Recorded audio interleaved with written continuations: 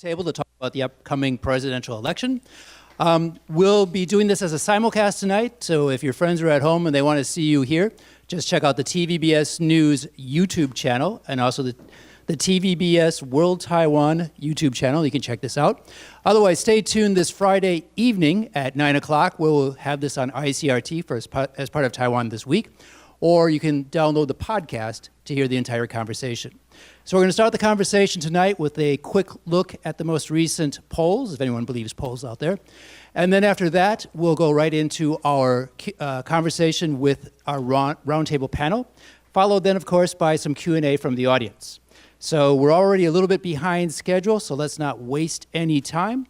And so why don't we have Dimitri Bruas, excuse-moi, who will be discussing, he's from TVBS World Taiwan, and he'll be talking about the polls. Thank you. First, good evening. It's very nice to see so many people showing up tonight. We thought that maybe to kickstart the conversation today, we could maybe share some numbers. The numbers are not that important. What is very important is the trend. And there are many polls actually released every day. Today, actually, TVBS this afternoon released a new poll. We're going to look into that, and I will also share data and numbers from other polls. But I'll try to make it quick and as straightforward as possible. So about the polls, so today we're going to look at 4 very simple things. Why are the polls so important during the elections? Okay, we're going to look into what we learned since the registration last month on November 24th. We're going to look into how are you going to vote and who and how many people are, who is planning to vote. And last, we'll go into what do you think of the candidates. So why sharing the poll? TVBS has been doing polls since 1996.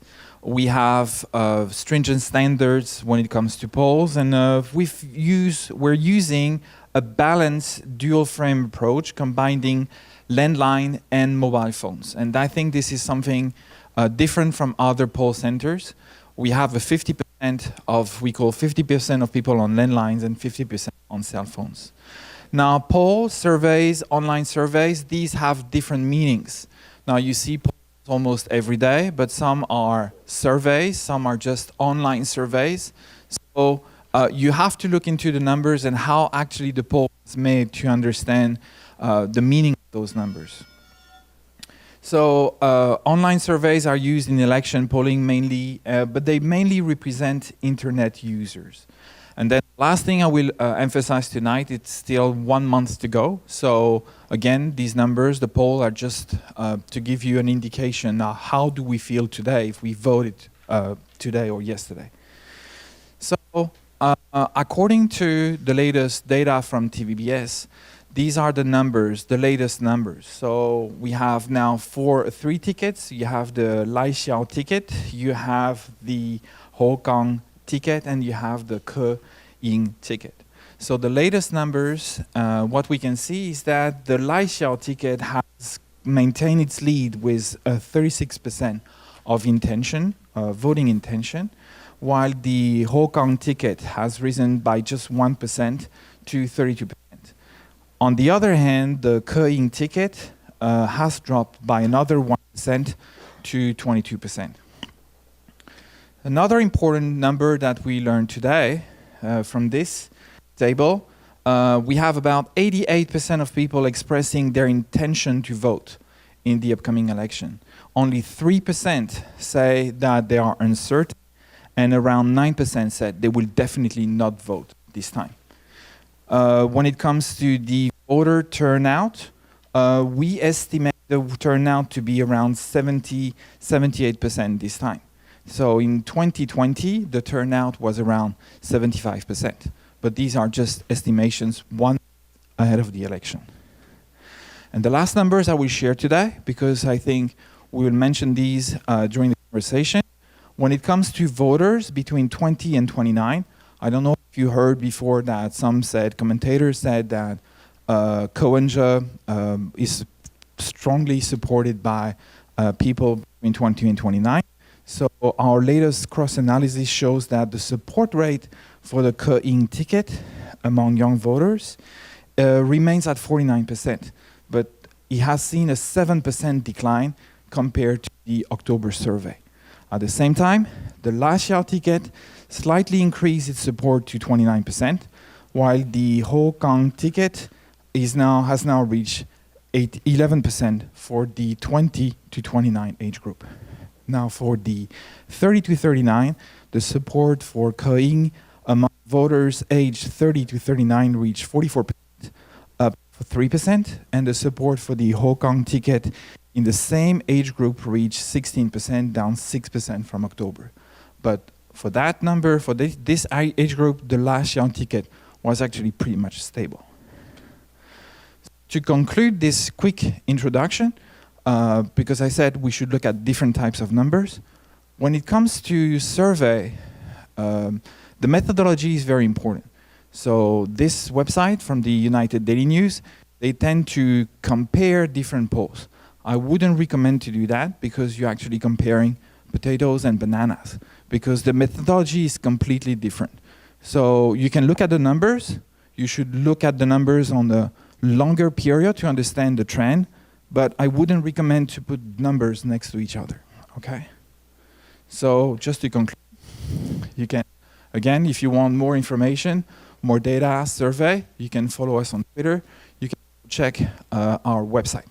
Now, well, I give the microphone back to you. Back to me, yes. Thank you very much. Also, a quick reminder, we won't be having a break during this conversation, so if you need to go use the restroom or need to get some more coffee and tea, just feel free to quietly sneak out and do that. As we finish the conversation, we will be having time for Q&A. At that time, do not use the mics if there's a mic in front of you on the desk. We'll instead be using these wireless mics. So when we get to that period, don't touch the mics on the tables. Okay, let me quickly introduce the people who are going to be enlightening you this evening. Starting us off, we have Gavin Phipps, the ICRT morning news anchor. Come on, Gavin, wake up. Yay! Okay. Yay! Let's give him a big round of applause. This is like midnight now for Gavin, so please be polite and patient with him. Next, we have Lev Nachman, associate professor from National Zhengzhou University. We also have with us Samson Ellis. Okay, from Bloomberg. You're the Taipei head for Bloomberg, is that correct? Okay, cool. And then also we have with us is Fanchi Fei, who is a former reporter based in the DC area and now is a famous YouTuber and many other things. And okay, what needs to be corrected? You need to turn on your mic for one. You need to turn on your mic for one. Okay. Radio 101, always have a mic on. Oh, okay, all right. Okay. First of all, most of the time I was in New York City. Okay, that's cool. All right, and then so we can just say the USA. And then okay. USA, yes. And then the other thing that when you said I'm a former reporter is kind of offensive. I said a former reporter in the DC area. Okay, so a former reporter in the United States. Right. Sorry about that. I still consider myself a news person. Okay, cool. Sorry about that. And then finally we have with us is Su Chaoning, who is a professor at Oakland University. And you're also in the Poli-Sci and Communications Department, right. So these are four very well-informed people, and let's get to the conversation. So Gavin, please take it away. I've got a microphone. Oh, let me give you this. So, Samson, seeing as you're sitting on next to me here, I mean, Dimitri talked about the polls. What do you take away from these numbers? Do you believe the polls, and do they really mean anything come election day? Well, obviously, that's probably something better answered by the person sitting to my right. But from where I'm sitting, we do spend a lot of time evaluating polls and being incredibly skeptical. I certainly remember the last election. That was a much bigger question because we'd just come off the back of Brexit and Donald Trump's election as US president, and there was a lot of consternation and concern about the accuracy of polls globally. And so there was a lot of second guessing and questioning about the veracity of polls. But in the end, if you followed the polls, they did indeed. But in that case, that was a time when President Tsai had an enormous lead over her KMT challenger at the time. This time, it's obviously much closer. And Lev, apparently you know the answer to this question according to Samson, so enlighten everybody. Thank you. Also, thank you for inviting me to be on this panel. For a little bit of context, I study public opinion for a living. I do polls during my own research. It's one of those challenges when we talk about polling and pop media discourse where this election in particular, I think we have dogmatically worshipped the polls in a way that I have not seen in the past, where we are like frothing at the mouth for polling data on a daily basis. And what I really think is important, not to immediately contradict what was just said, but we should be comparing all of the polls all of the time, because it really is a matter of making sure that we're reading lots of different polls. There is no perfect poll. There is no magic formula. And anyone who does public opinion for a living will happily be the most skeptical of any single poll that claims to be of the highest quality, because every poll tries to be of the highest quality. Unfortunately, doing public opinion is just a really difficult task, and the method has unfortunately been, I think, under a lot of attention this election cycle in ways that I think have led us to believe that there's magic in these numbers. And really the best thing you can do is to look widely at different kinds of polls. And when I say different kinds of polls, obviously I mean looking at the internal makeup of these polls, how they're done, but also whose the background are these polls. Obviously we have lots of different kinds of polling in Taiwan. We have news outlets who do polling, we have think tanks who do polling, we have parties who do polling, and we have academics who do polling. And all four of those groups have very different approaches to how we actually do these polls and what the purpose of these polls are, and how we present the data. And really the best thing we can do is to look widely and say, okay, well, if every poll says that lie is in first, I'm probably going to believe that lie is in first. But for a long time, it wasn't very clear who was in second. And so what that told me is that we probably don't really know who's in second. These days, looking at the polling trends, especially in light of the most fantastic press conference in Taiwan's history 2 weeks ago, I think it's pretty safe to say that we know definitely who's in third, which is probably Ko Wen-je. We know that Lai is still in first, and that Ho is probably in second. Beyond that, I think anyone who wants to know the very specific numbers, you're going to have a tough time, because polling is incredibly necessary. We need to be able to have our finger on as close to a pulse as possible, but it's just important to keep in mind that this is a very imperfect art, and every academic will happily echo a similar sentiment. And Chi Fei. All right, okay. Actually about, do I believe in polls? Actually, after 2016, after Trump got elected, I never believed in polls anymore.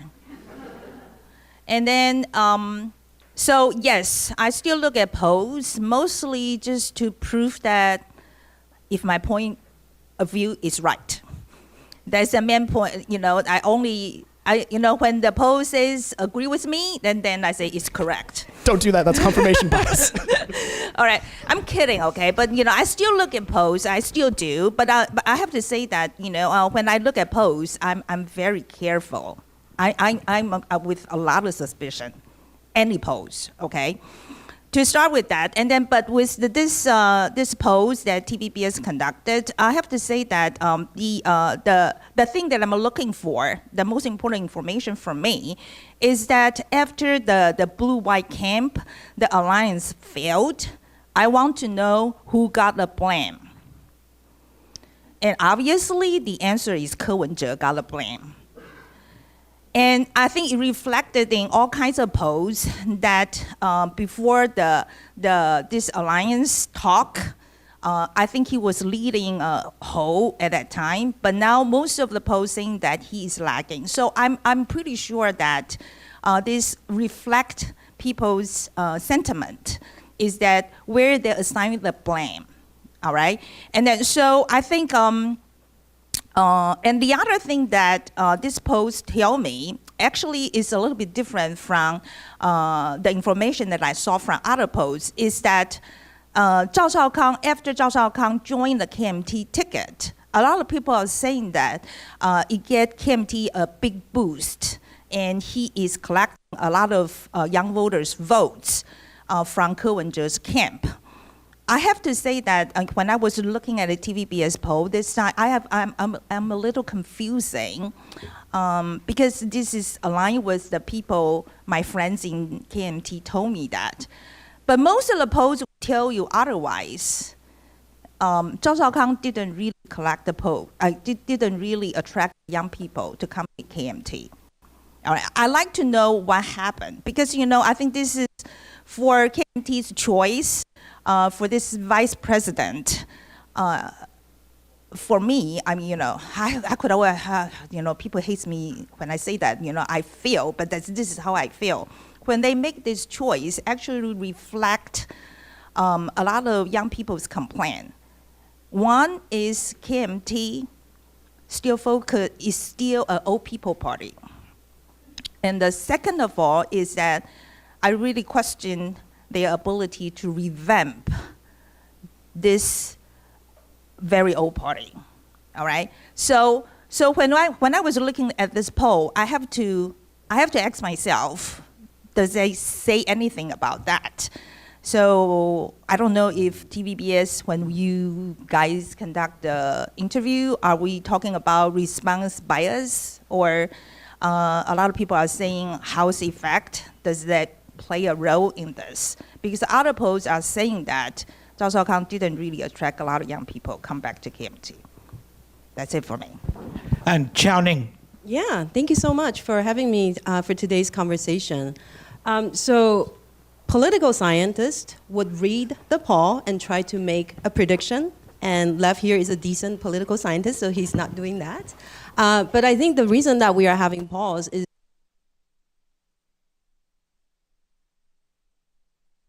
trend, like who is leading, who is the second, and who is the third. And to read all recent polls together, I think we are seeing the trend that Lai Ching-te and Xiao Beijing ticket is still leading, and the blue camp has returned home. So now Zhao Shaokang, Hou Youyi is the second place, and then Ke Wen-je is at the third, right? I think that's a clear trend as of now, but we are still a month to go until the Taiwanese people go to the polls. So all things could happen in the upcoming 30 days. As a communication scholar, I am more interested in how those numbers being used for media agenda setting, right? So just today, and I think yesterday, both KMT and DPP announced their internal poll, claiming that they are actually polling very, very strong. I think Eric Ju just this afternoon said that actually Hou Youyi and Zhao Shaokang is actually now leading in the poll by less than 1%, but they are leading. Who did that poll?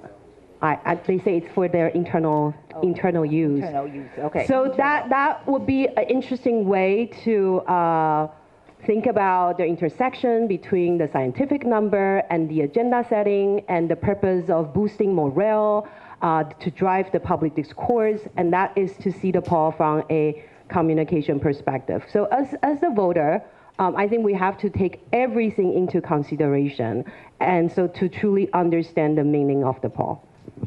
And Lev, we were talking about young voters there, and seeing you're the youngest person sitting at this table, you're qualified to answer the question. So what about the young vote? Are young people flocking to Zhao Shaokang and the KMT? No. So one of the research projects I've been working on this semester is I've actually been going around to different Taiwanese universities and conducting focus groups with college students between 18 and 25, and we're having like really intense discussions about why they feel the way they feel, because this is a really important question of trying to understand why young voters are particularly jaded in this election in ways that I don't think we've seen in past elections. And this is a very important question, trying to uncover how exactly youth political attitudes have changed. However, I think we have spilt so much ink on youth politics deciding this presidential election, and young people are not going to decide this presidential election. Not because their votes don't matter, purely just out of demography. Young people in Taiwan vote the least. That's not a Taiwan problem, that's a democracy all over the world problem. Young people tend not to vote, and those who do vote tend to be of older cohorts. And Taiwan has a lot of very active voter older cohorts. Put differently, old people really like to vote in Taiwan. And that's a good problem. It's good when we have lots of voters. But unfortunately, that means that this youth vote that we've spent so much time talking about is not going to have this dire impact that I think a lot of us are anticipating it to have. Again, very important question to understand why young people feel the way they do, but I think we are overstating a little bit the role it's going to have in deciding who's going to be president. How it will have a bigger impact, I believe, is when it comes to the party vote, because I do think that especially Kawenja's TPP is going to be vying for those youth votes for their party vote in order to make sure that they're able to squeeze as many legislators into the legislative yuan as they possibly can. And Xiaoning, what about Lev's comments there about the TPP and the young vote? Yeah, I mean, if you look around, the vote of the youth are not the most reliable, if I can be polite and say that. They are not the most reliable at times, but that doesn't mean they are not important. And just by, looking at the three different camps, using different strategies to engage the younger voters, you can see that they really value the vote of the youth, and they try to mobilize them either through the sentiment of resentment and then mobilize them to vote against DPP, or to use innovative approach to engage them. One thing I do want to mention as a communication scholar, I find it fascinating this time around, is how TPP, Kawenja's party, was able to use TikTok, this short form video, very popular social media platform for self-promotion and for political conversation. And that really posed a question and a dilemma for DPP, a political party that is very concerned about the Chinese interference, who see TikTok as a platform governed by the Chinese algorithm, the Chinese logic. So they strategically chose to not have a presence on the platform. And I think that becomes a dilemma for democracy around the world. Do we want to have a presence on a platform like TikTok just to have impact to some extent? Or in this case of presidential election and political conversation, maybe your absence itself is more meaningful as a protest. I don't know. I think that will be a dilemma for democracy and a big topic for debate. Can I add something to that? I'm sorry. Because, this is, I have to say, I won't say that youth votes won't be impactful. I don't know.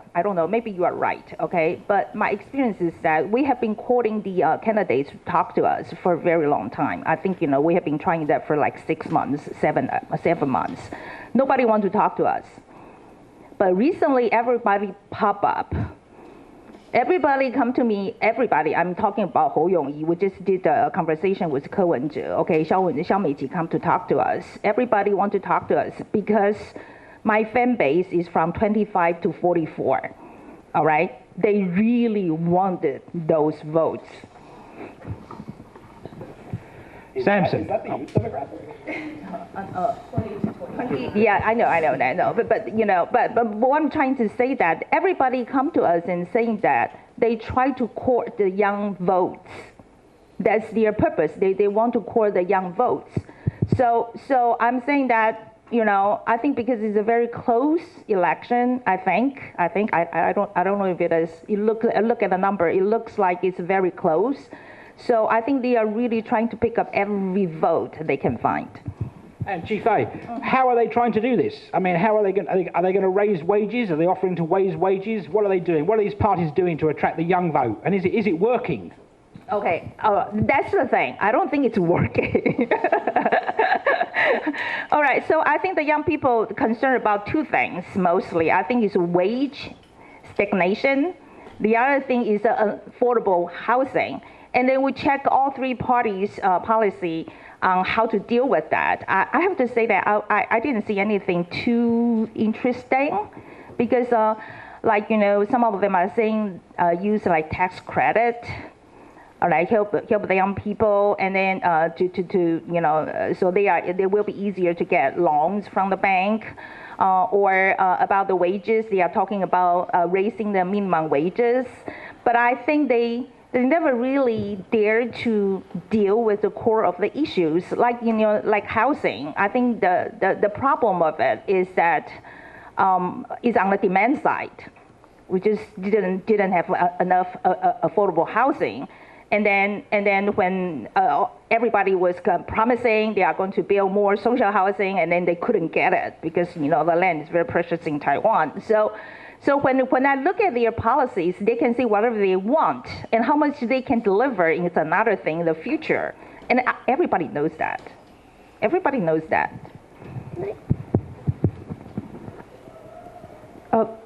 Is it working? Can I add to that? So I think with only 30 days to election, we are going to see a lot of like really flashy policy proposal try to target the younger voter. For example, this is not, I'm criticizing a specific camp, but I just thought this could be a good example to think about if this is just a flashy slogan or this is something really a feasible policy. For example, yesterday, I think the whole camp proposed this new idea that to extend after-school care to 7 p.m. as a way to help the young parents, the younger parents. They can stay in the workforce a little bit longer. They can come pick up their children a little bit longer, a little bit later, right? But already the policy itself has been questioned by the Federation of Teachers Union in Taiwan, saying that this is a very problematic policy. For one, the Taiwanese students already stay at school the longest across the world, 9 hours, and now we are proposing to extend that to 12 hours. That's one. Two, is this really the best situation for teachers as well? What about their work-life balance? That's two. And three, could this be used by the business owner to justify the extension of the working hours, right? All this together make this proposal itself questionable, yet with only 30 days to the election. This seems to be such a catchy, flashy policy, very much targeting on a specific democratic. So I think as voters, we need to brace ourselves. We need to prepare ourselves that we are going to see a lot of this kind of policy proposals with only 30 days to election. But I think we also need to have the intelligence to decipher through those policies. Is this really achievable? Is this really feasible? Or is this just a talking point to get some media attention? And Samson, been a long time, mate, I know, but the youth vote. Is there a question there? So what do you think of the youth vote? I mean, we had lots of comments about the youth vote. Is it important? Is it not important? Are they apathetic? Are they apathetic? Will they turn out? I tend to agree with what Lev said, and just because of the demographics of Taiwan, right? You're getting a smaller and smaller pool of voters on the younger side. Taiwan's population is already declining. Plus, the tendency of younger voters not to turn out in as great a number as their older counterparts just means that the vote is shrinking. But on the other hand, in terms of messaging, as we've been talking about, it will probably dominate the messaging in the last part of the election for a couple of reasons. One is that that's where the largest group of attractable voters is, middle of the ground voters, or undecided voters, or new voters whose political identities isn't quite as set and as well formed as their parents and grandparents is. So go after that demographic hard. Number one. Number two, announcing policies that appeal to younger people doesn't necessarily just appeal to young people. It will also appeal to their parents as well, to a certain degree. And so I think in terms of the way they want to message, in the final days before the campaign, it will likely dominate. Just to get to a couple of points, though, on in terms of wage stagnation and housing prices.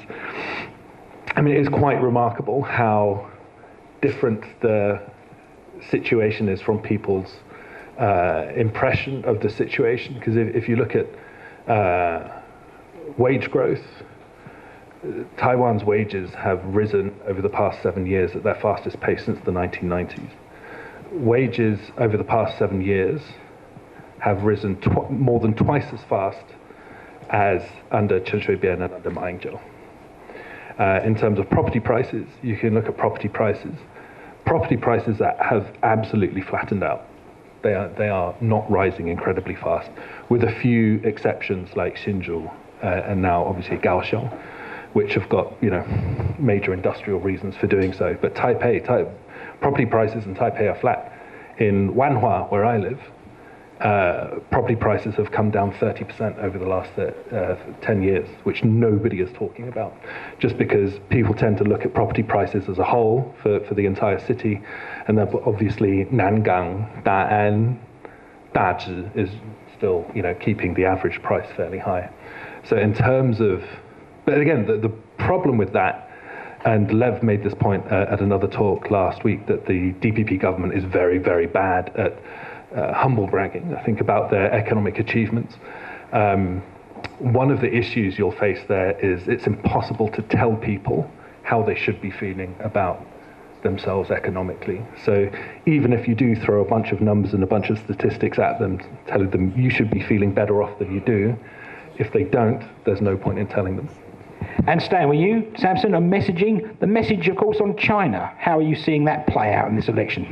Well, obviously, I think the really interesting thing following, again, that absolutely wonderful briefing at the Grand Hyatt a couple of weeks ago is that we are now seeing cross-strait relations take its formal and traditional place at the top of the table in terms of this election. And I think with the VP choices as well, there's a really clear demarcation of where each party is putting their emphasis. So obviously with the KMT and choosing Zhao Xiaokang, shore up the hardcore KMT base, and that primarily that is the issue of to a certain degree identity and Waixiang votes, but also a slightly more strident line on the issue of unification, and then with Lai Ching-te and the choice of Xiaobi Kim, that obviously sends a very strong signal about where the DPP sees Taiwan's future as well. So as much as we have been and we will continue to talk about issues like economic issues like wages and property prices, really this election looks like it is coming down to a referendum on where voters see Taiwan's long-term future. And Lev. Is this 2 points? So first on the question of what do young people want? So unfortunately, this is the obnoxious answer is this is a question of public opinion, and without good public opinion data asking young people what they want, we don't know what young people exactly want. We have a lot of good anecdotal evidence that says they care about wages and housing. I think we hear that all the time. Young people care about wages and housing. I think that the challenge with that is that it assumes that a lot of 18-year-old or 20-year-old voters have like these very strong formed opinions about wages and housing, and a lot of them don't. After spending a lot of time with young voters this last 6 months, a lot of them who are voting for the first time, if you're 20 years old, that means that 8 years ago you were 12, which means that you've grown up with the DPP in power. And when I was 18, I was like very much like fight the man. And for a lot of these new voters, the DPP is the man. Like, it's not so much that they have clear policy recommendations they would like the DPP to enact. It's more like they've been the power for 8 years, and we want to fight the power. We want something different. Now, that doesn't make that feeling bad or disingenuous. It's just I think we prescribe this idea that young people have these very clear agendas on salaries that they would like to see enacted, when a lot of the time I think that's again overstating what I think a lot of public opinion would actually reflect. But yes, to double down on the point, the DPP has done a bad job of humble bragging how wages have actually grown, because young people don't know that. I think, again, to tie in what Xiaoning was saying about TikTok, because the TPP is the only party on TikTok, that means that the DPP loses that entire audience, which means they have, KMT is as well? Excuse me, the DPP is the only major party not on TikTok. There we go. So they are essentially ceding this entire giant space that young people spend so much time on. So of course young people have negative opinions of the DPP. The only thing they ever hear is negative opinions about the DPP. To Samson's point about cross-strait relations really coming in, I think for the last 6 months, a lot of people said, this is going to be the election where we talk about wages and domestic policy, and we don't care about China this election. And then the VP picks happened, and everyone said, oh, just kidding, this is going to be about China again. And I really think that just is a statement to what we know about Taiwanese politics. When Taiwan is a contested state, it means that the fundamental political issue is still going to always be who are we, where are we, and what is our future going to be with the PRC? And we're seeing that to become very true. Zhao Xiaokang and Xiao Meiqin are both two very strong picks for both camps, and both very much lean into these frames and rhetoric about cross-strait relations in a way that I think we're going to just see a very traditional blue-green competition, something that we know, something that we're all very used to for those who follow Taiwan politics. And just very quickly, I think the TPP's effort to move beyond that debate and not have that debate and seeing what's happening to them in the polls now is just an additional indication that the overall debate and what voters want is clarity on that issue rather than the, extreme deliberate vagueness of the TPP. And Chief A. Yes. So what do you want to know? China. We have to know about the elephant in the room being China. Okay. I think about China. It will always. All right. I just conducted an interview with Ko Wen-je just a few days ago, and then I asked him blank out. I said, "Do you see China as a threat?" And he just answered me, "Yes. I wish Taiwan can switch geopolitical location with Cuba." All right. That's what he said. So I have to say that I think, we are reaching to a point we probably would have a consensus on how to deal with China. Because, I think in the past, a lot of people would say that we want democracy. This is a consensus. But how to deal with China, everybody has different ideas. All right. But I think in this election, I think we are seeing that more and more clear. The consensus is China is a threat, then we deal with it accordingly. That's why when I look at all three camps of foreign policy, they are not too different. How to deal with the United States, they say Tsai Ing-wen, they are all going to follow Tsai Ing-wen, whatever she's doing right now.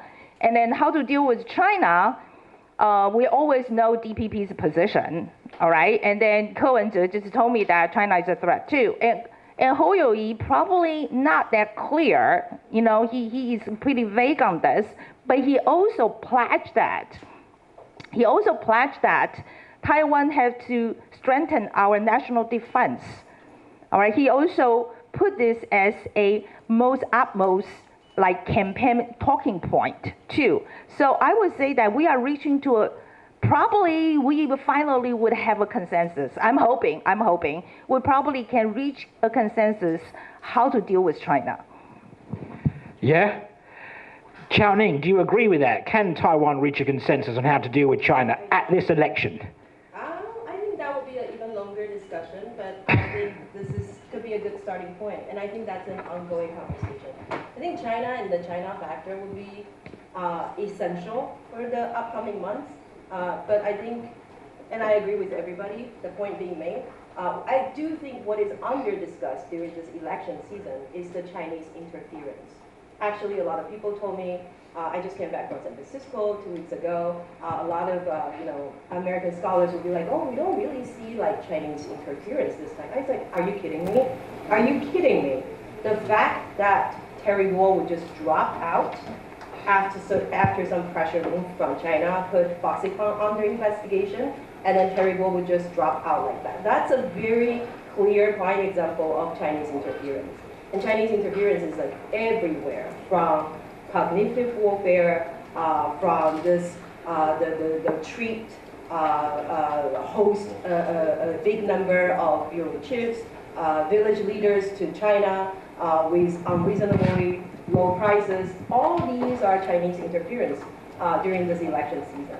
And yet it is so under-discussed. It is such a threat to our national security, yet it is so under-discussed because people, when they think about 4 years ago, and when they think about the social movement in Hong Kong, that was a daily reminder. That was a visual daily reminder of Chinese interference. And just because we are not seeing that this year, just because it is getting more sophisticated and quiet, and then we don't talk about it, I think that's the true danger here.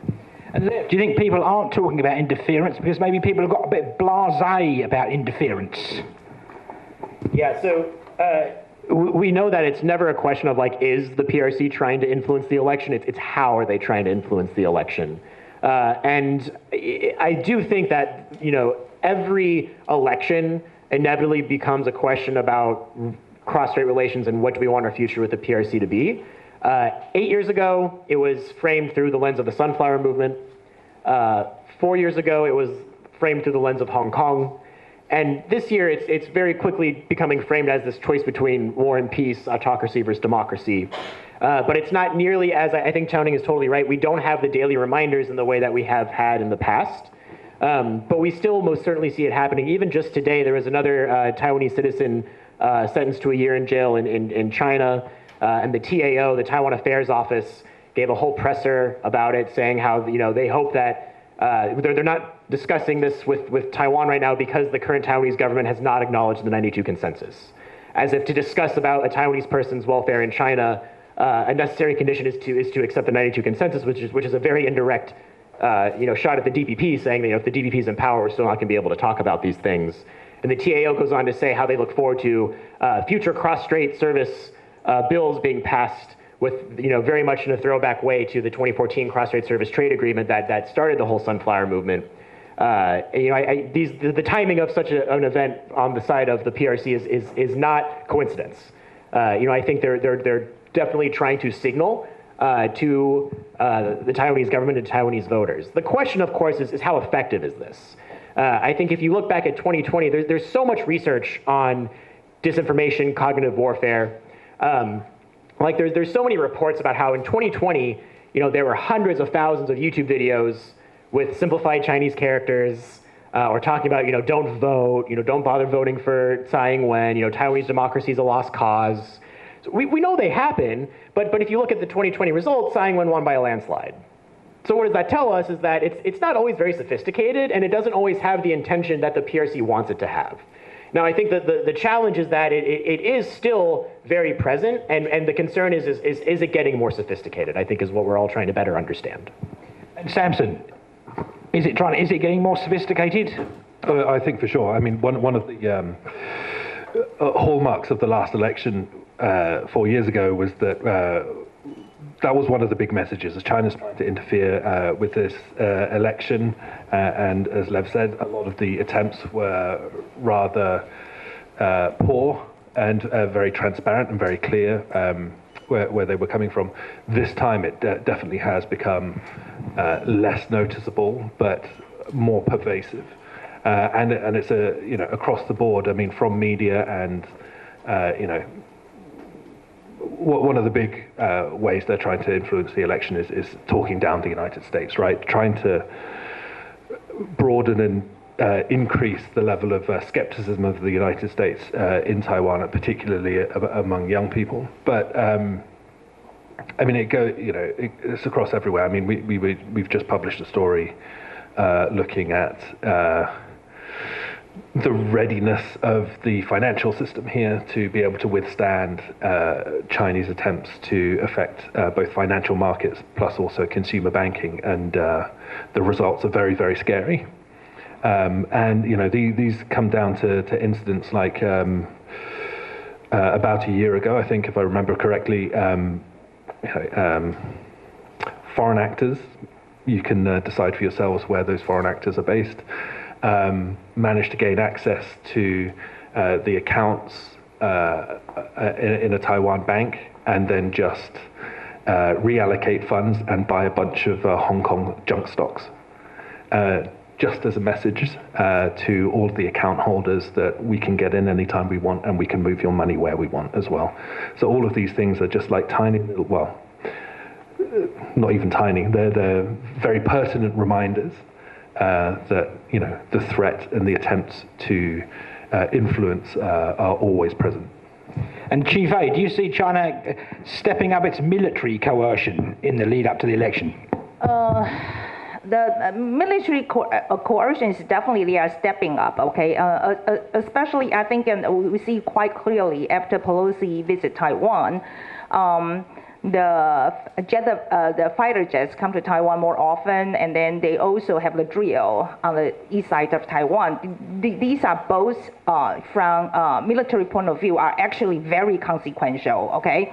And then, but I like to talk about the sophistication about China's disinformation attacking Taiwan, because recently we just did a report which is about we and the Taiwanese government and the Indian government are talking about importing some Indian workers into Taiwan.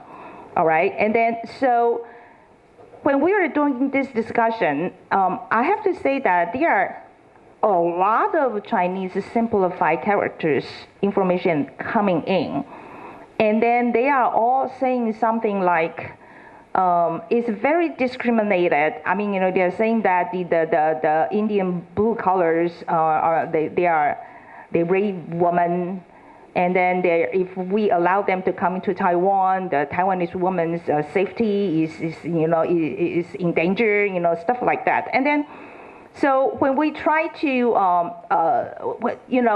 so when we trying to communicate with the public, this is about two countries, and then this is a MOU, and then there's for it to actually happen, it takes years, and then this is just a very beginning, and then also whatever you're saying is racial discrimination, okay?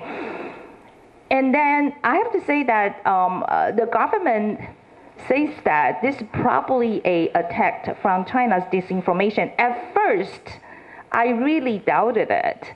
But later on, I have to say that because the amount of the this kind of comments coming in is just too much. And then I have to say, some of our young people actually got affected by that. I can feel that, and then the frustration probably is not only because the rape problem. I don't think it's only because of that. I think a lot of the frustration is coming out because they think their labor condition is very poor, and then now we are going to have more outsiders coming to Taiwan. So, but when we are talking about the sophistication of China's disinformation, I have to say that it's not just about like saying China is great, so come with us. It's not like that anymore. I think they are trying to just divide you. Make you distrust each other. I think that's their tactic right now. And then they are like trying to influence our public discourse. We cannot really have a proper a discussion about important issues. I think that's what they are doing to us right now. Xiaoning, do you think the government should be doing more to stop this type of behavior? I definitely think so. And I'm so glad Xifei mentioned that example, because that's the evolution of weaponization of this misinformation that we've been seeing in the field of communication. In the past, it was more of a direct promotion of the Chinese government, CCP, PLA. But recently, we are seeing this evolution of discourse. It's less about China directly, but it's about putting a distance between Taiwan and its key allies. So American skepticism is a prime example of this misinformation warfare, this misinformation campaign right now.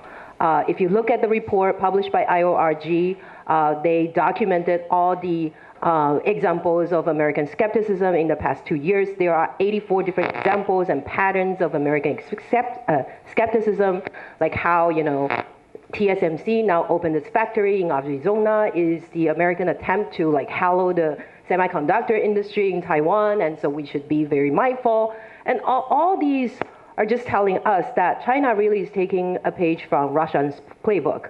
I mean, the American Congress has a full documentation of Russian interference into their domestic politics, and China is doing the same thing. China is using all this discourse to instill the distrust in our government, and then to alienate Taiwanese government from our key allies. So we definitely need to be more careful with that. So I'm happy to see that there seems to be some synergy between the government and the civil society right now. We do have a robust fact-checking system in Taiwan initiated by both the government and the civil groups, and I can name so many of them, and I have great admiration for their effort. I think that's a very it's a baby step, but it's a crucial step for us to survive and keep our resilience in this new disinformation ecosystem. Going back to the elections themselves, and Lev, I mean, you're looking at the legislative election. Do you see the DPP losing its majority? The TPP, as Mr. Kerr would like, coming in as a supposed kingmaker, or maybe the KMT taking back its once majority? Yeah, so even if Lai wins the presidency, I think we're looking at a very likely reality that the DPP will lose its majority in the Legislative Yuan, which means that even if William Lai is president, he's going to have a really tough time passing any sort of big policy changes over the next 4 years. Now, whether or not the TPP plays a role in helping the KMT form a coalition against the DPP, I think kind of remains to be seen. If we compare to how the TPP did in 2020, they received 11% of the proportional representation votes, the Bufan Chu Piao. And that got them enough for 5 seats in the Legislative Yuan. I expect them to, at the very least, match that number. So I would anticipate they get at least 5 legislators. Whether or not they get more, I think is really going to depend on how much popularity Ko Wen-je is able to really pull over the next month. I don't know that they'll be able to really win any sort of district races. Their biggest base of support is in Hsinchu. And unfortunately, that's also the biggest base of support for the New Power Party, which means that I think in Hsinchu, we're going to ironically see some 4-way races, which is just going to split votes left and right. And I really couldn't tell you who's going to win those. Now, what the DPP and the KMT are going to really need to do is to, of course, win as many district races as possible, but also really try to pull for the party vote. I think it's going to be a very big symbolic victory for the DPP if they can match the 34% that they earned in 2020, but I think they're going to have a really hard time doing so. And Samson, the party vote. Obviously, some interesting people on the party list. The main thing I'm looking forward to in this election is the re-emergence of Han Kuo-yu as a figure in national politics in Taiwan. If you are a DPP lawmaker, I'd walk around with a motorcycle helmet on just in case he starts getting punchy again. He may not, though. Yeah, he may not. But he did make for good television. Fantastic. On a serious note, Chi-Fei, the legislative election. Okay. I talked to Ko Wen-je about this, okay, and then I actually asked him, would you support Han Kuo-yu as the next chief of 立法院长, okay, just, if it is possible. And he says that it's possible. Or that's, he said it's possible because, I think he wants to play this like important role as the like buffer between this blue and green, and then he wants to be the key segment. They could play an important decisive factor in the future. So he said he's willing to work with the KMT. However, I have to say that I seriously doubt he can deliver that. The reason is, I don't think he's going to be a very powerful chairman anymore. All right, if this election, his party doesn't, the end result is not very good, he's supposed to step down, and then he already says that he's not. But however, I'm just looking at TPP, I have to ask, for all these candidates you supported, you nominated, what support do you give them during this campaign? Not much, not much. Because, we have words coming out from all these candidates and saying that we need support from the TPP party, and then could you give me people, could you give me money? They are saying that you are on your own. So I seriously doubt, even if TPP gained, let's say, 8 to 10 seats, how much Ko Wen-je can control them. If they are not united, they cannot be a serious power, okay? But I from where I see it right now, I don't see TPP has a lot of money or a lot of manpower can help their candidates in the future. So I would reasonably assume that in the future, all these candidates is going to vote according to their own benefits. So you see the TPP maybe coming like the People's First Party, James Sung's party. I nearly couldn't say that. Do you see it just disappearing? Well, it's just like, I have a lot of fans in that group, so I'm really, like, let me think, well, what should I think there's a serious threat. I think they should really be careful about that. It's going to happen. And then we have so many experience about this in the past already. Qingming Dang, right? and then and TPP that's more like 基民党, right? You know, I mean, on both sides, the small party just can't survive. And then I don't see TPP. How do they could be the exception here? I still don't see the proof of it. And Xiaoning, do you see a third party coming along in this legislative election? I mean, maybe there will be more than just 3 parties. I mean, we have so many parties now having their party list, right? My friend from the Green Party just announced their party list yesterday. So who knows? Who knows? But I think I do share the perspective that it is likely that we are going to have a minority government. And minority government means that will be delayed in policy formation. There will be different priority, negotiation. I mean, KMT already mentioned that if they are back to power, they are going to establish this like special investigation unit to investigate policies under the Thai administration. So that could create another deadlock in the policy formation process. So we really don't know. We really don't know. Lev. Yeah, I think I completely agree with Chief A about the TPP's potential. I think, you know, not to get too micro into the details, but if you look at, say, who even the number 1 and number 2 people on the TPP's party list are, Huang Sansan and Huang Guocang, I don't think that they are inevitably going to side with what Ko Wen-je wants to do every single time. And I think that's going to lead to a lot of difficulties for Ko to remain a party whip of any kind, especially when Ko's not even the one in the legislative yuan. I really think his ability to influence those who do get elected is just going to be difficult, to say the least. I do think that, you know, not to already start talking about 2028, I know it's like 4 years from now, but when we think about if I'm the KMT and you know, yeah, Lai Ching-te might win the presidency, but if we block him from being able to pass policy meaningfully for 4 years, I think it's really going to set the tone for what 2028 is going to look like. So even though it's far too early to really start thinking about that, if we're thinking about hypotheticals, if we have a hung legislature for 4 years, William Lai is going to have a tough time getting reelected, and the KMT might be in a good position. They also might not be if they're seen as the ones that were blocking policy for 4 years. I think that really is the potential for what the rhetoric of 4 years from now might look like. And Samson, what are the dangers of stagnation for 4 years if the DPP loses its majority and Lai Ching-te is president? Well, obviously, the biggest danger is for whoever wins the next election, and that just being completely unable or without incredible effort being able to get anything through the legislature. And I think going back to the point about the TPP, you know, one of the inability of the party to adequately set the direction for their lawmakers, you know, the consequence of that is going to be that even if there is any kind of initial agreement between the TPP and the KMT to vote together and work together in the legislature to either thwart a possible DPP presidency,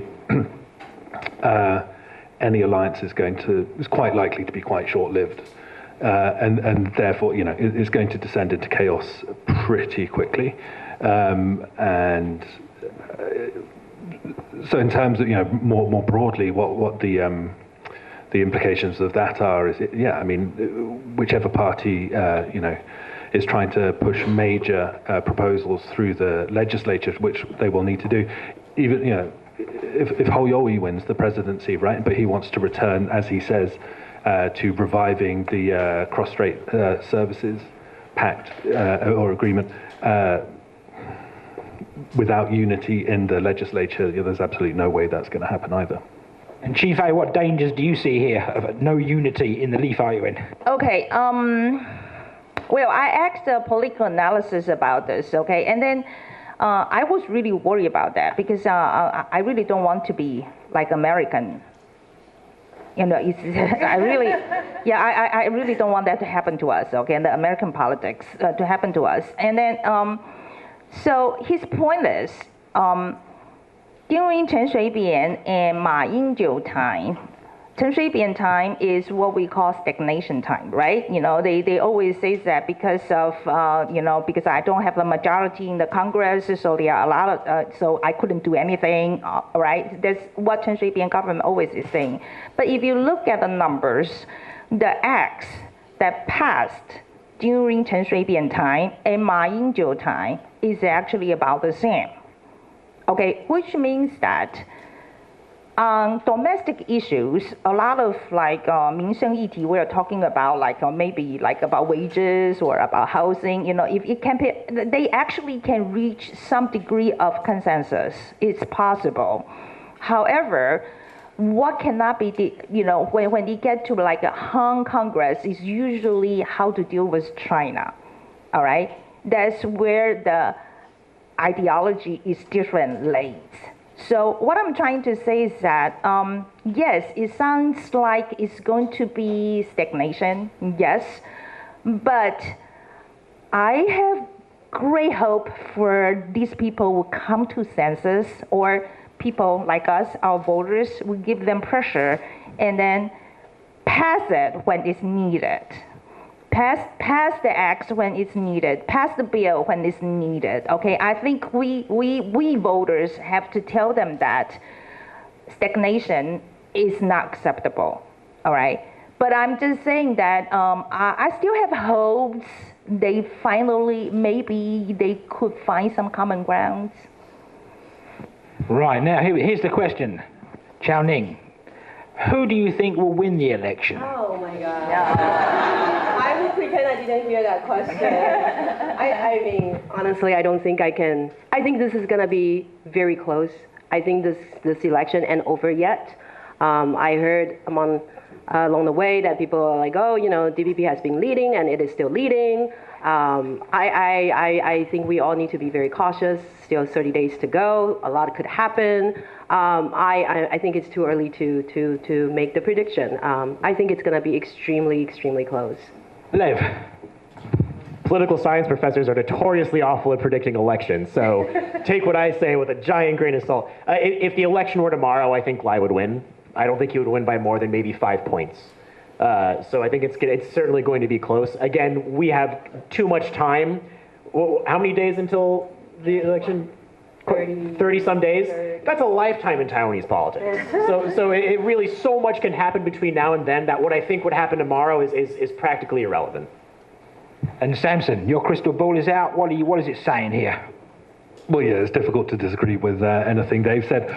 And you know, in the parlance of the media, right, it is Lai's election to lose right now as we currently stand. But I think also, you know, what is really noticeable this time is that, you know, as difficult as it is and as, you know, maybe slightly fatigued the support for Lai Ching-te currently is in the DPP overall, like it's important to remember that this is after 7+ almost 8 years of, you know, DPP rule. It is going to be that. If you compare it to the situation 8 years ago and the support for the KMT at that time, it is quite remarkable that the DPP is not polling below 20% somehow. And I think that, again, is testament to actually how successful Tsai Ing-wen has been.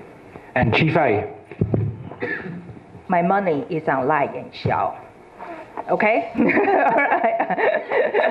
All right, I'm just outright say it because, you know, I'm in social media right now, so I think you know, it's okay. I would just say that. I think Lai and Xiao has a better chance at this point. Obviously, gambling's illegal in Taiwan. Yeah, exactly. Exactly. Why not? All right. So are you guys betting? You know, I'm collecting bets right now. And I shall ask my panel to some closing comments, Samson, about what you've seen of the run-up to the election so far. What's really grabbed you? Any particular issue, any particular incident, except the one in the hotel, which we all know about? Oh, please. I mean, that... I'm sorry, you just told me not to talk about it, but I think it's impossible not to talk about that. It was absolutely one of the most remarkable events in Taiwanese politics and will be remembered 20, 30 years from now. I mean, you could just go back and rewatch that thing again and again for the utter audacity of Mr. Guo in what he did there. Stepping away from that, I think the really interesting thing about Taiwanese elections, you know, we haven't seen it yet, right? It is now, we're now getting into it like campaign season proper and the campaign rallies. You know, for anybody coming from the outside, this is where you really, really feel the vibrancy and the enthusiasm for democracy in Taiwan, especially coming from places that are slightly more cynical, jaded about the entire democratic process. I mean, it's really, really inspirational to see. And so I'm really looking forward over the coming 4 weeks to actually getting out on the street and seeing how, democracy in action and how people celebrate and live democracy in Taiwan. And Lev. Yeah, I watched the entire press conference twice. Once for research and once just for entertainment. So what's remarkable to me is really how, I forget who said it earlier, all three presidents have really tried to present, the presidential candidates have tried to present themselves as being Tsai Ing-wen 2.0 when it comes to their cross-strait policy, and how so much of what makes them different really got blown open when the vice presidential nominees were announced. I think what makes this presidential election different is that the VPs have almost stolen a spotlight a little bit from the presidential candidates to a degree, especially during their announcement. And I think the VPs will play a pretty significant role over the next few weeks, only because of how prolific they both are in their own rights. All three of them are, I should say. But seeing Zhao Xiaokang and how he's been one of the champions for American skepticism in Taiwan, and the fact that he's the founder of the new party and has so many deep blue ties, I think really colors the Ho camp. And on the other side, to have Xiaobin Kim, the notorious cat diplomat, cat warrior, who is known in the United States as the one who managed to both sides, the Democrats and the Republicans, has also very much painted the Lai camp in a very different light than it was before these vice presidential announcements. The last thing is just tell your friends to vote. Please vote. Vote, especially because I cannot vote. And not to be the American in the room, but it is very inspiring to see such high turnout rates in Taiwan when in my own country people don't value their right to vote nearly as much. And it's remarkable that Taiwan's first free and fair election was in 1996. That wasn't that long ago. And it really is just remarkable that we're still able to be here to witness such an amazing election all these years later. And Xifei, what's grabbed you at this election so far? Okay, I know election is a time about we see people yell at each other, people have a lot of disagreements, but I like to look at a different perspective. I like to see what they all agree on, all right? I think in this time, I really see that we have more. We all agree that we have to build up a national defense. I think this is something that during this process, I find this is a consensus among all these parties. So maybe this is something we will do in the coming 4 years. And then I'm hoping that, I'm hoping that in the future, we can see more of this consensus coming out. And then not just we hate each other, I disagree with you, and then I'm hoping that we could see really let's focus on the things we can agree on. And Xiaoning, your closing comments. Sure. I agree with everyone. I think the hotel was one thing that we will remember for a very long time. The VP nominees, I do agree that this time around they are going to play a vital role in the election, especially we are so close to the finish line. I agree with Xifei. I hope this will be a beginning of a consensus building. I also am so impressed by the enthusiasm and attention from the international media. If you are talking to international press, they are here. They are ready to cover this event. They are ready to decipher. They are ready to interpret the election result. So I think we are not just voting to prolong our democratic system. We are also sending a signal to an international society. And I think the international society want to see Taiwan to have the will to defend ourselves, to have the will to safeguard our national security. I think this is what they want to see. And for us to have that international allies, I think we need to do that. I think we owe them that. And I'm terrified, but I'm also ready for this election to end. I'm terrified to see the result, but I'm also ready for this to be over. And we'll now start open to the floor where you can have a Q&A. So if you have any questions, put your hand up, and if you have a specific panel member you wish to ask a question, can you direct the question at them? Okay, I think we have a question from the gentleman in the back. And maybe you can also tell us who you are before you give the question. Hello. I'm Kahu. I'm a student here at Shida. Just want to thank all you panelists for your insights. It's a really interesting talk. Something that you touched on kind of earlier on was how the KMT's had some kind of difficulty appealing to younger voters.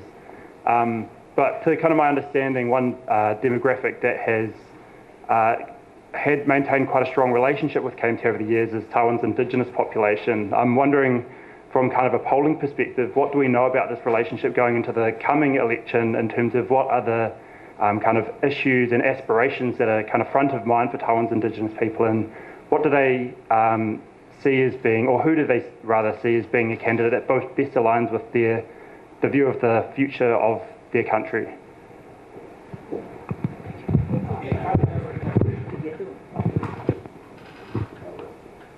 So it's a very good question, and there's a lot of really interesting research on indigenous politics by a lot of very good scholars out there. The short answer is that for a very long time, indigenous people in Taiwan have been receiving the short end of the stick for pretty much every regime that has ever been in Taiwan. And from their perspective, during the martial law era in which the KMT was in power, that's when you saw a lot of development finally happening for a lot of indigenous communities. Wells were built, roads were built, and overall life got qualitatively better for a lot of indigenous communities. Now, of course, they still had their fair share of difficulties, were still not considered to be on the same class of citizens as everyone else in Taiwan, but relative to previous, especially the Japanese colonial era, indigenous communities had more development during that time, and just through history, that's translated into them kind of being more supportive of the KMT, not inherently because they believe in, Sanminjuyi or something like that, just because they've always had a better connection with that party relative to, say, the DPP. However, it's important to note that that's changing. I think it's really a generational thing, where I think if you look at indigenous communities and ask people under the age of 30 or under the age of even 40 how they feel politically, I think you'll see a very different response than those who are of older demographics. Do you have another question? Oh, okay. I think I know that gentleman too. Thank you. Mike Jewell from the European Chamber of Commerce. Thank you all very much for your insights. It's been riveting listening. I'd like to ask you, Lev, you were saying that we've got a month to go, which is a lifetime in Taiwanese politics.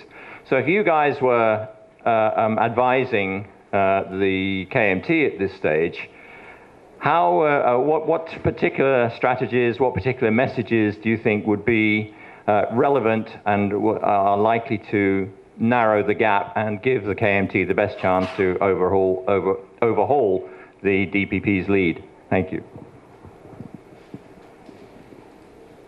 Me?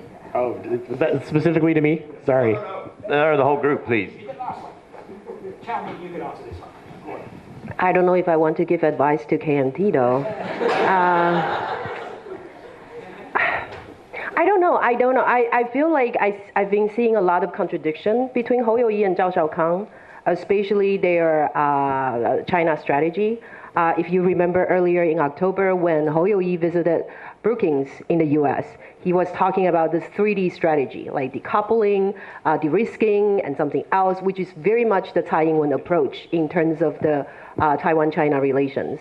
But now with Zhao Xiaokang joining the ticket, it's becoming more aggressive, more hawkish, more deeper blue kind of approach. So Zhao Xiaokang was saying this recognition of 92 consensus. He was talking to reduce the finally extended military service back to 4 months. I really wonder how would such amendment help us to build up credible defense. So I do hope that I will see some consistency between Hou and Zhao, and I think that might be a way to help them get more support. Okay. actually, I have friends in KMT just asked me this question the other day and says that we really want to get the young people to vote for us. I'd like to pick your brand, okay? And this is what I told them. I said, I think you guys should just give up.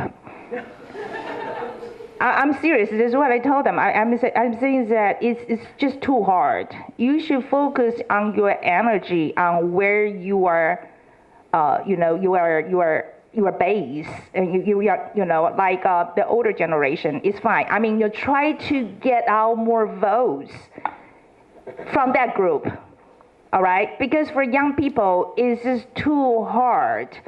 They grow up. The education is very different from the older generation. And then I think this negative impression about KMT is very hard to go away.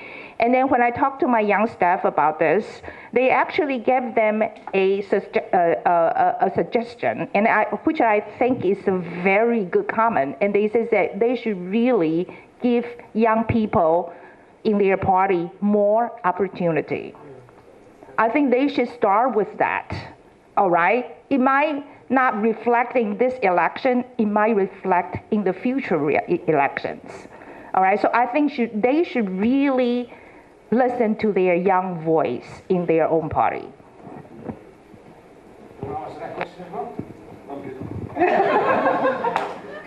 Any more questions?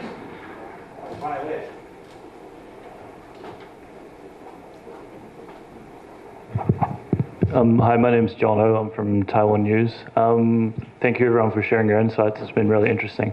You're talking about election interference, and I wonder if you have any comments about how Taiwan might address that problem in the local media specifically. I know there's been examples of stories about bioweapons labs cooperation with the US that were shared by perhaps UDN and then widely reported by other outlets.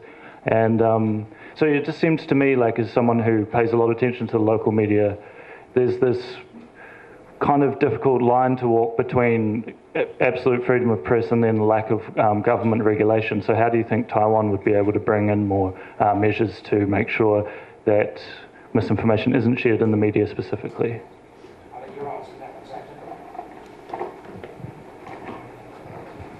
Could give an hour-long talk about how to fix their local media.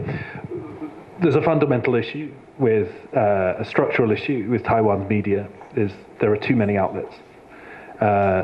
Whatever it is, 11, 12, 13, 24-hour news channels, the number of newspaper and online outlets there are that are simply not economically viable and are therefore being kept alive artificially by financial sponsors.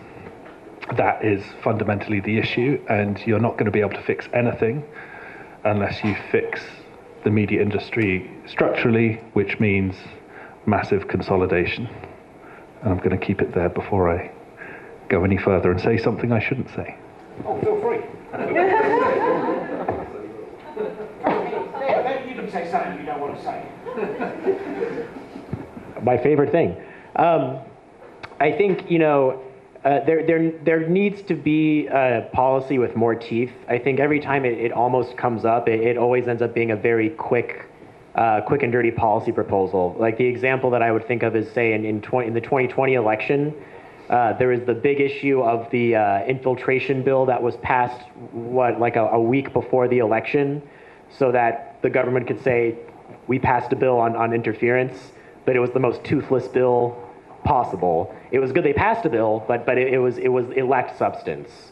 I think one concern I have is often a policy is passed that starts to address a problem, and then the response is, well, we've passed a policy, so we're good.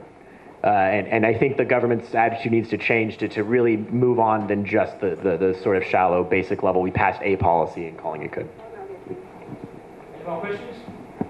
Oh, there's two more over there.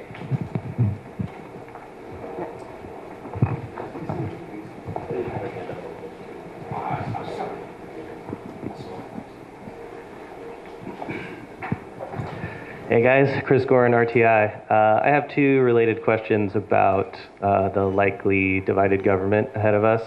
If there is a Lai presidency and a KMT-controlled legislative UN. First, what kind of actions might we expect to see from a Lai executive yuan that they can do without any legislative support? And then secondly, related to military budgets. At an event last night, I was with Alexander Huang. He insisted that under a hypothetical KMT administration, that defense budgets would continue to rise. Now, I'm not sure I believe him, but nevertheless, if we see the KMT as an opposition party in the legislative yuan, do we expect to see them block additional defense increases, or what might we expect to see them try to do or not do when it comes to defense?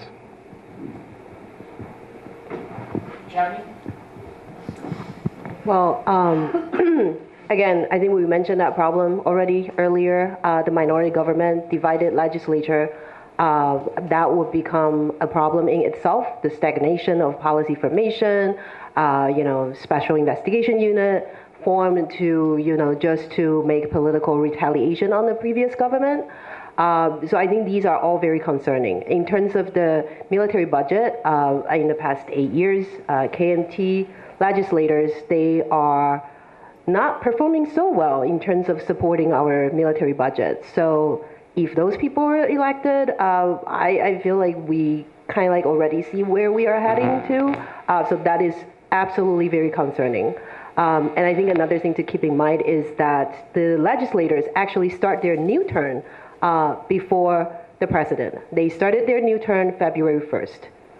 February 1st, we will see a group of new legislators enter the legislative yuan, and when Taiwan will still be as the serving president. So what is going to happen when you have a new group of legislators, but still President Tsai? Is the premier going to resign so that we can have a new representative from the executive yuan to respond to this new group of legislators? Is Chen Jianren going to continue serving in that position? How is he going to respond to the demand of this new group of legislators?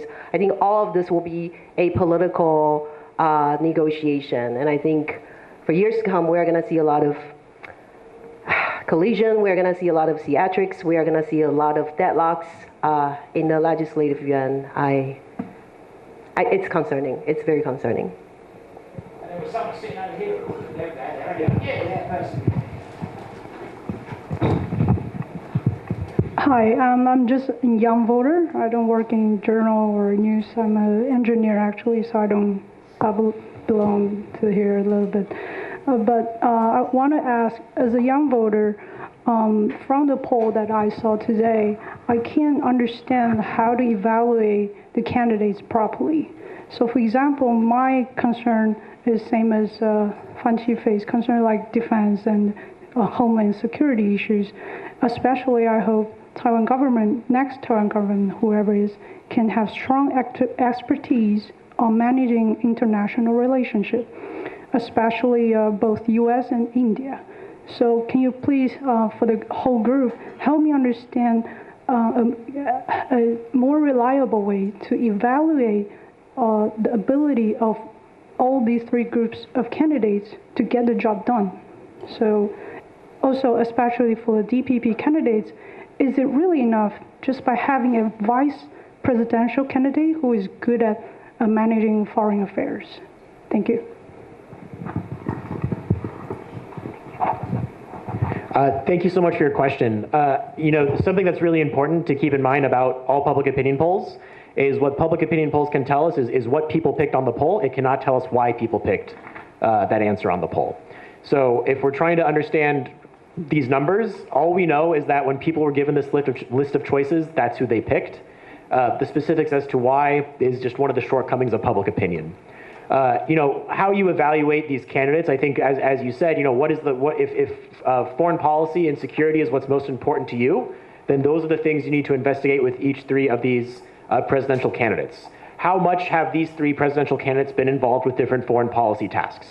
I think, when we look at William Lai, he's been vice president under Tsai. We've seen William Lai himself, do a lot of, lower level diplomacy things with places like Japan. Ko Wen-je, as mayor, did a lot of cross-strait exchanges with the Shanghai government. Hou, he's been mayor of New Taipei. I don't think he has quite as much foreign policy experience, but he's still proven to be a very competent mayor, so take with that what you will. But these are the kind of the challenges when we try to evaluate something as important as cross-strait relations with three very different presidential candidates. I hope that answers your question. If I can add to that, I think one way to think about their capacity is to think about their political expertise and their experiences. So I think Lev was right about, both William Lai and Shelby Kim serve in different diplomatic capacity. I think that's a good way to think about their strengths, their capacity, but also think about their actions handling diplomatic situations. I mean, just this election alone, we saw candidates from different groups offending international figures who play a key role in international dialogue about U.S.-Taiwan-China relations. That's a big diplomatic no-no. And this is just the election season, and they are not even the president yet. Yet they are making such mistake.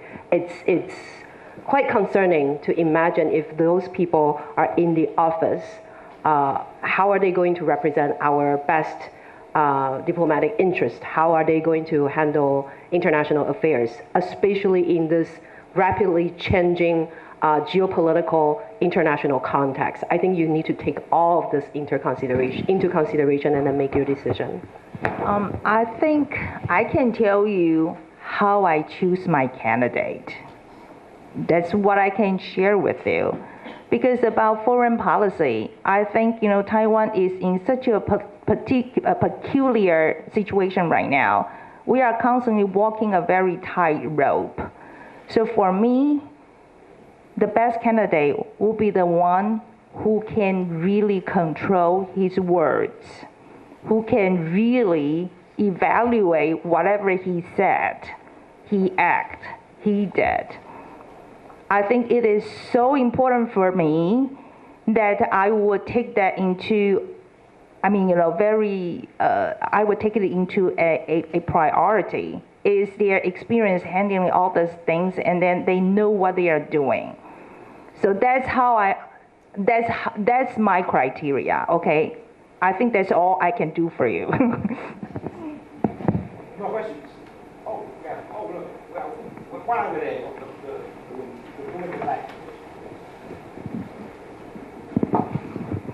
Hi, I'm Shani Perez-Chen, analyst on China disinformation from Spain.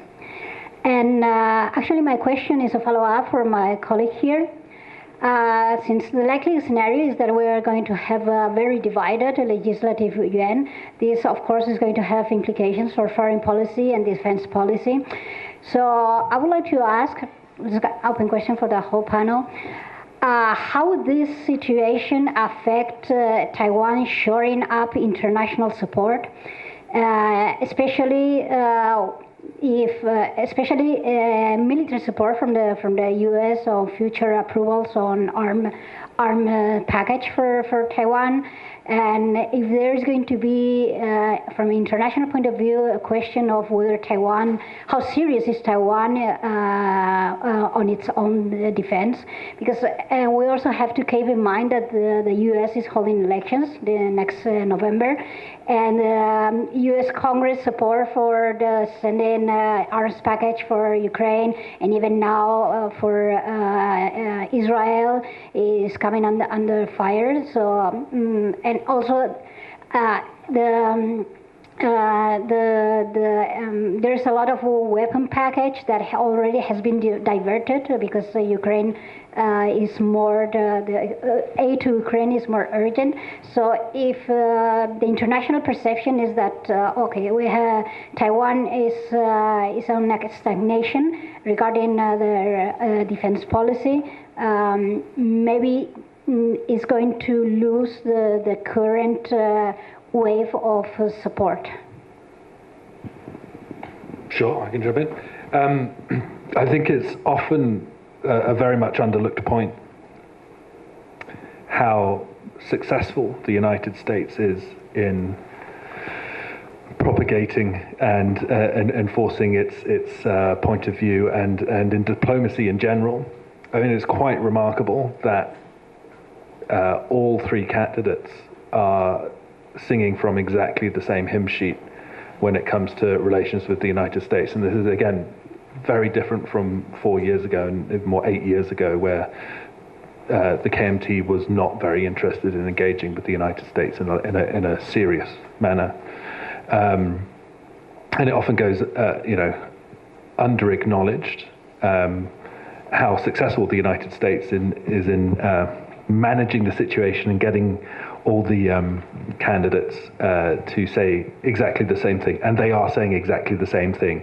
Deterrence and dialogue, all three of them say exactly the same thing. Hoyoi added another D on it to just be different, but like they are effectively parroting the US line. But as you say, the concern is over the next 4 years, if there is massive chaos or an inability to pass meaningful change legislatively, one of the big concerns is going to be defense and defense budgets, even though, as we've acknowledged, and all the candidates are largely saying the same thing there as well, another success of US diplomacy. If that gets threatened, it is only going to feed a narrative in the United States among the various people over the wisdom of continuing to support and supply Taiwan as energetically as currently certainly the Department of Defense wants to do. And so that is absolutely, I'd say, the biggest risk of chaos in the legislature over the next 4 years. One more question.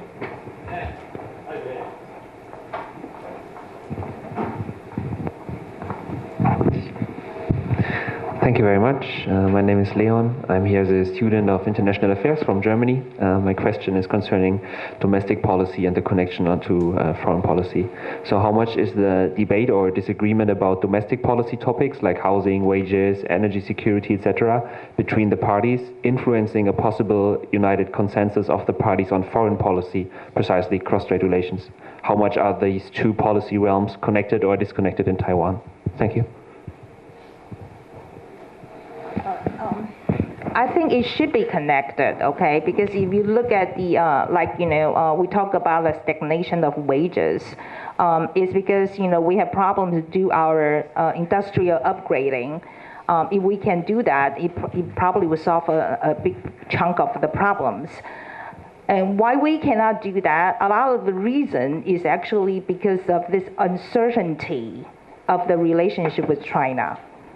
Okay, it affects so many things, all right? So I think it's all connected. So, but the relationship with China is not Taiwan alone can solve. So I think we could just work on the smaller things. So that's why I think all the candidates are proposing something more like a patch up. But I'm afraid that's the best we can do at this point, until someday we can see a more clear path. We can see more certainty about this front. And then about the national defense budget, I have to say that to answer this question from the side, actually what happened in the United States politics is very alarming. It's very alarming. From our point of view is that they can change quickly. Even though we have the support from the Biden administration right now, it might change very soon. And then even if we have the following president's support, we don't know when they are going to change their mind. So it's actually very alarming. So whatever we can do, whatever we can do in Taiwan right now is that we really have to do it as fast as possible. So I think people question our will to fight. I really don't think it's fair. I really don't think it's fair, because I think what we are arguing about is like our, the control area, how big it's supposed to be. So, when you look at, the people are saying that, your people doesn't want to fight. Your people doesn't want to train for city warfare. I think people have to understand when the enemy come into your door is a very scary thing. So nowadays, what we are trying to do is that we are hoping that the area we can secure with our military can be bigger than just inside of the island. I think it's legitimate. So that's why we are willing to spend a lot of more money to buy fighter jets, really advanced fighter jets. We are willing to spend like 10 times more to build our submarines. I think this is showing our will to fight. You know, just to say that because our people doesn't want to, to train as a guerrilla, and then to say that you don't have will to fight is so unfair. Just one small correction. There is no wage stagnation. Wages have been growing. But what I will say is that, what makes Taiwan a unique place is the fact that the fundamental political question here is not traditional left-right politics like it is in, say, Western Europe or the United States. The question here is what's our future with China? And that really comes into every single political question that gets asked here. Sometimes it's direct, sometimes it's indirect, sometimes it's very obvious, and sometimes it's not. One poll that was released earlier this year that I really hated was this poll asking Taiwanese voters to rank what they think is most important. And cross-strait relations was like number 7. And people said, aha, you see, people don't care about China that much. Well, numbers 1 and 2 are the economy and military defense. Do those not have anything to do with China? Oh, they certainly do. That's the challenge, is all of these issues are so inexplicably linked. So for example, the KMT says, we see that the economy needs fixing, we're going to fix the economy. Their solution is to create more trade with China. That's not inherently bad, that just is a way of showing that it is very much connected, and that all of these issues that people have domestic grievances over are going to get tied to, or are already tied to, these bigger questions of national security and international relations. It's really what makes Taiwan's domestic politics particularly unique. And a round of applause to Pat. That's right. Let's panel a very big round of applause. Thank you very much to Su巧宁, also to Fanchi Fei, also to Lev Nachman, and to Samson Ellis. Thank you very much for taking time to join us tonight. Thank you very much for your very insightful commentary. Also, thank you very much to Gavin Phipps, our morning news anchor and host of Taiwan This Week. Check him out every Friday night at 9 p.m. for the most insightful commentary on Taiwan news every week. You seem to have a different opinion. Okay. Anywho. Okay, I'm sorry. Let's all wish Gavin a very restful night of sleep today. And thank you very much for coming tonight, and I hope you learned something. I know I did. And keep tuned to ICRT, and I guess you can watch TVBS too. Thank you very much.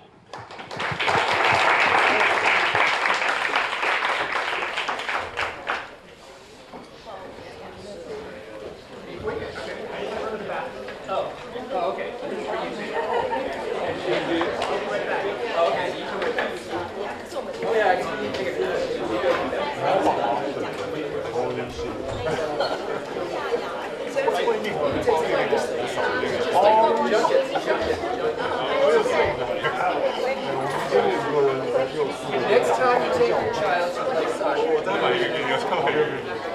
please take that. Thank you very much. Please take this. Thank you.